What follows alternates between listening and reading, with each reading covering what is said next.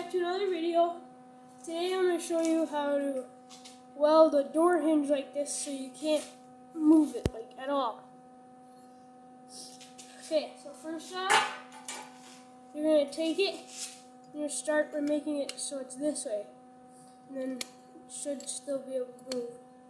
Then you're going to put it that way, and then you're going to tack it here on the crease.